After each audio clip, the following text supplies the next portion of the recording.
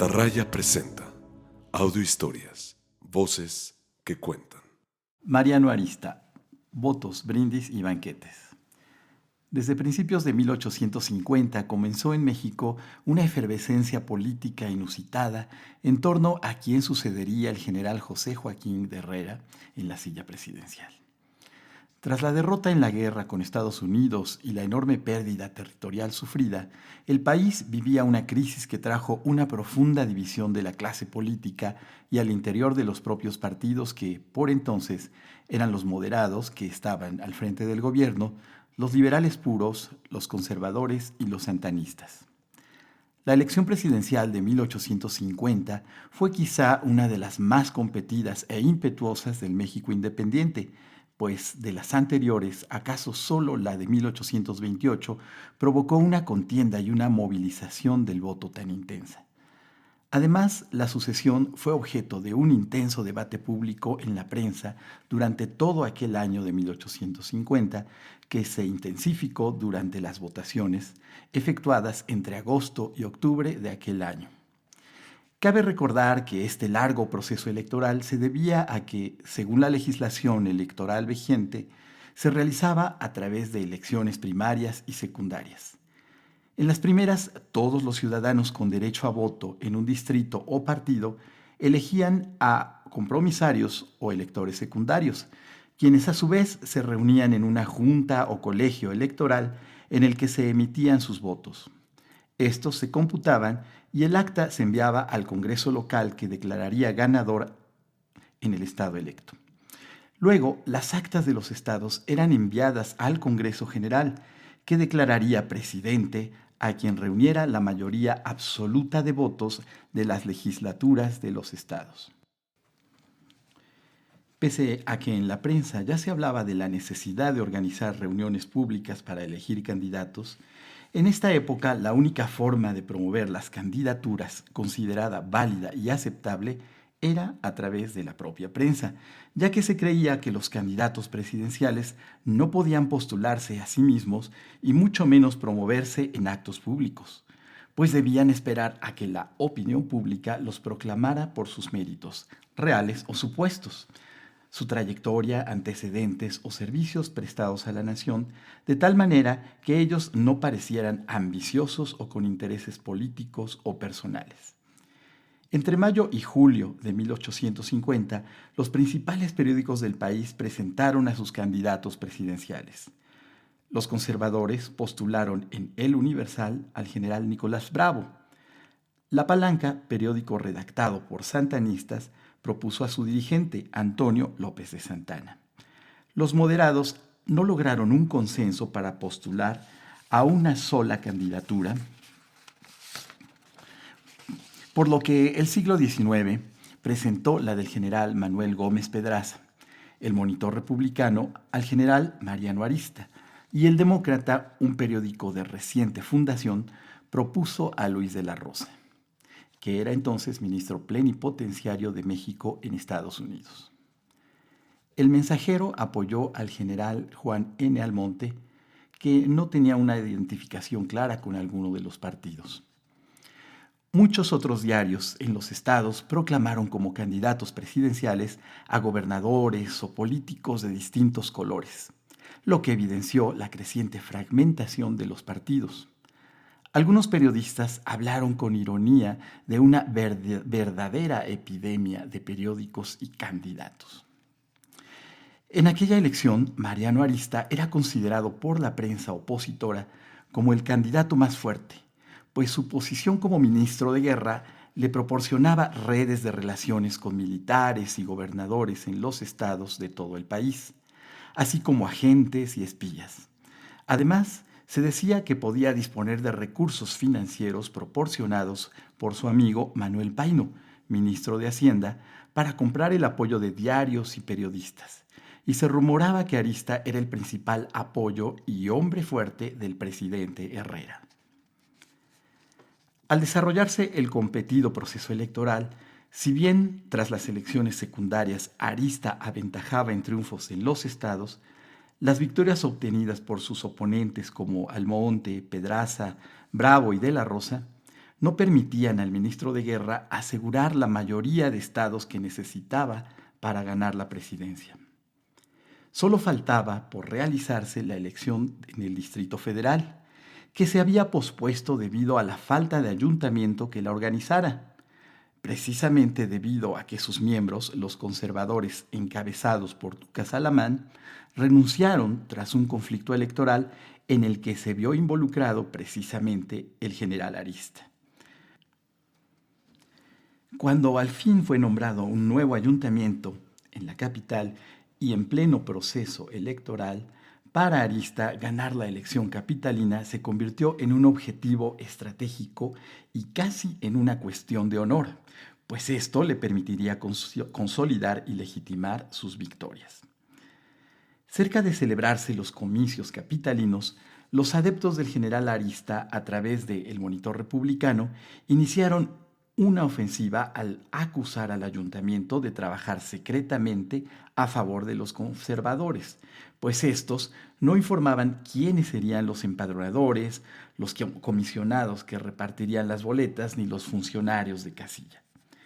El senador Ponciano Arriaga y el diputado Francisco Banuet, decididos partidarios de Arista, dirigieron una enérgica protesta al gobernador del Distrito Federal, Miguel María Azcárate, en la que denunciaban los que llamaban medios ilegales y los manejos deshonestos del ayuntamiento, que era, decían, instrumento del Partido Conservador, y en un tono amenazante afirmaban que el pueblo sabría dar una lección de moralidad a ese cuerpo municipal, con lo cual parecían amenazar con acciones populares violentas.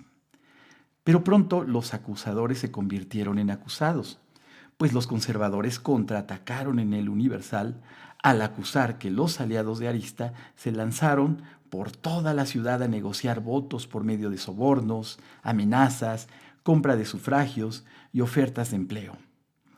Aseguraban también que miembros de la Guardia Nacional de otros lugares eran introducidos a casas de diversas manzanas para que sufragaran haciéndose pasar por vecinos. Se informó también de reuniones en casas particulares en las que se daban cita a los puros, pero también gente del pueblo, oficiales de policía, así como hombres que decían eran los más desprestigiados y aborrecidos de la capital, con el fin de hacer planes para ganar los comicios a toda costa. Una de las acciones que más escándalo causó fue la organización de banquetes a los que fueron convidados, decían, hombres del más bajo pueblo, a quienes les entusiasmaban con discursos y brindis, con promesas disparatadas y absurdas, todo ello bajo el influjo del licor. Más tarde se sabría que una de las casas en las que tuvieron lugar las reuniones fue la de Romualdo Ruano, funcionario que había ocupado diversos cargos en el gobierno de la ciudad, como el de administrador de correos. Al último de esos opíparos banquetes asistió el mismo general Arista, quien, con su copa en mano, hizo promesas de lo mucho que deseaba hacer por la nación y agradeció de antemano que lo honraran con su voto, el cual fue ofrecido de forma unánime por los convidados en medio del estrépito de los brindis y aclamaciones. En el convite también estuvieron empleados públicos que, se decía, iban a votar por orden de sus jefes. En esta elección, los banquetes fueron toda una táctica novedosa empleada por Arista y sus seguidores. Se trataba de una estrategia para agasajar al pueblo, pues entonces no existían campañas electorales con mítines o actos públicos. Por ello, resultaba innovador que se realizaran comidas y brindis donde el candidato declarara sus principios e hiciera promesas. Seguramente, para quienes asistieron a esos convites, significó un privilegio de partir con el ministro de Guerra y candidato presidencial y brindar con él. Las bebidas eran una parte muy persuasiva de aquel ritual que propiciaba adherencias entre los asistentes.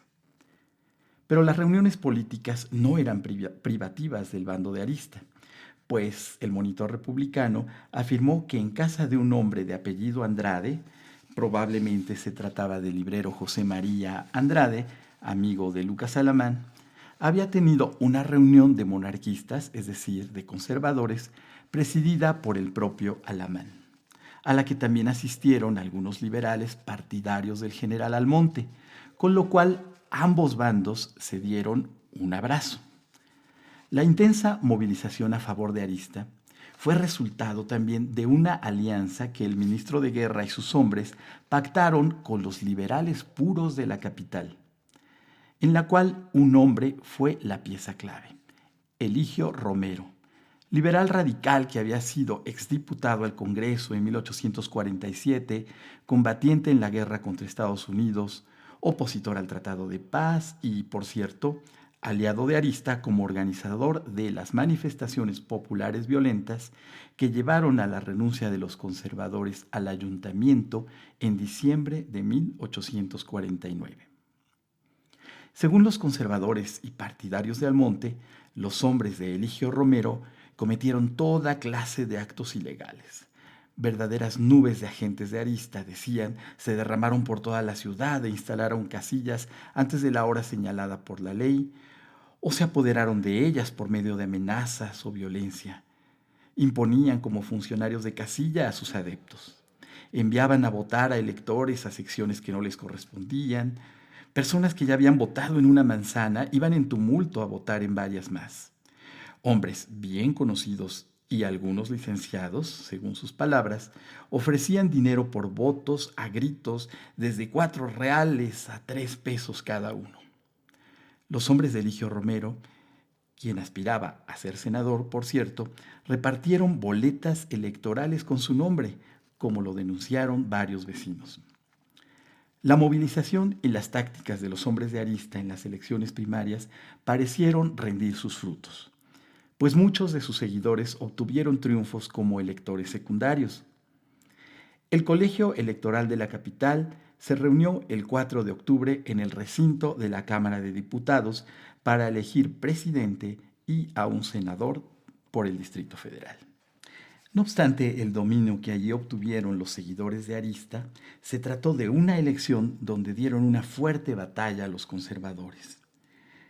Esta sesión del Consejo Electoral estuvo marcada por la hostilidad entre los asistentes de los grupos populares que apoyaron a ambos bandos en las galerías. Los afines a los conservadores tomaron aquí la ofensiva, pues cada que se emitía un voto a favor de Arista, lo abucheaban, y cuando era para Bravo, lo aclamaban. De acuerdo con el acta de los comicios, Mariano Arista obtuvo 142 votos, Nicolás Bravo 90, Juan N. Almonte 3, Melchor Ocampo, Manuel Gómez Pedraza y Antonio López de Santana 1 cada uno. Cuando la mesa electoral anunció el contundente triunfo de Arista, en el recinto resonaron vivas y otras aclamaciones de los seguidores de ese candidato, las cuales fueron respondidas con gritos de «muera el general Arista» y «muera el colegio electoral». Los seguidores de Arista salieron eufóricos a las calles a celebrar con música, banderas, tambores, cohetes y gritos de «viva nuestro presidente el general Arista». Poco después, Arista y Eligio Romero salieron a un balcón del Palacio Nacional a saludar a sus adeptos. Algunos de ellos fueron recibidos por Arista en su despacho para felicitarlo, expresarle sus esperanzas en que él sería el salvador de la patria que aseguraría su libertad y progreso. Arista contestó agradeciéndole su voto y con la promesa de proteger con su sangre las instituciones republicanas. Es importante notar que tanto para Arista como para sus aliados y sus propios rivales, la movilización popular era el ingrediente principal presente en todos los momentos de la campaña y el proceso electoral. Las expresiones de júbilo en las calles, las felicitaciones al triunfador y el discurso de Arista completaban un ritual con el que se buscaba bajar el telón tras el último acto y con lo que se buscaba dar el tiro de gracia a los adversarios. Después de la elección capitalina, los conservadores volvieron a la carga al denunciar en el Universal los tratos de Arista con los puros de la capital, a los cuales llamó el Club Socialista o los socialistas de Palo Alto. Esto debido a su alianza con los que llamaba proletarios de la capital y a que pronosticaban que su gobierno se sometería al de los Estados Unidos y continuaría el anexionismo impulsado por Arista al ser derrotado en las batallas de Palo Alto y La Resaca en 1846. Satirizaban incluso con versos esta situación, aludiendo al triunfo de Arista. Por fin el hombre eminente de La Resaca y Palo Alto ha de tomar por asalto la silla de presidente. No dejaron de insistir los conservadores en que la victoria de Arista se debió a la intervención de personajes como Eligio Romero y Romualdo Ruano, quienes se habían granjeado al alto proletariado y habían llevado a votar a la gente en rebaño. Sobre Romero ironizaban en torno a su nuevo cargo. El Eligio de quien te hablo en mi epístola anterior, por intervención del diablo, resultó de senador. Pero el sarcasmo del Universal llegaba al extremo de burlarse de la comisión de resaquistas, encabezada por Romualdo Ruano, que fue a felicitar a su héroe por la victoria electoral. Del socialismo con caldo y con su algo de resaca, uy, qué sopa tan bellaca, la sopa de don Romualdo. El monitor republicano, defensor de Arista, contestó a El Universal burlándose de que ahora quisieran llamar socialistas a los adeptos del ministro de Guerra, lo cual, además de ser calumnia, demostraba que los conservadores ignoraban lo que era el socialismo, pues los liberales se oponían a las máximas anárquicas de esa doctrina. Aseguraban que los actos de Arista demostraban que defendía las instituciones federales. Los debates y polémicas entre partidarios del candidato electo y los conservadores habrían de prolongarse largamente hasta la toma de posesión de Arista como presidente en enero de 1851, tras haber sido declarado por el Congreso General ganador de la elección presidencial. A modo de reflexión final, podemos decir que en el contexto de las prácticas electorales de la época, la elección presidencial de 1850 presentó la novedad de lo que puede considerarse como una incipiente forma de campañas electorales, cuyo eje fueron las reuniones políticas, los banquetes y brindis, que representaban espacios de sociabilidad en los que se aprovechaba la atmósfera de festividad, alegría y entusiasmo para persuadir a los electores.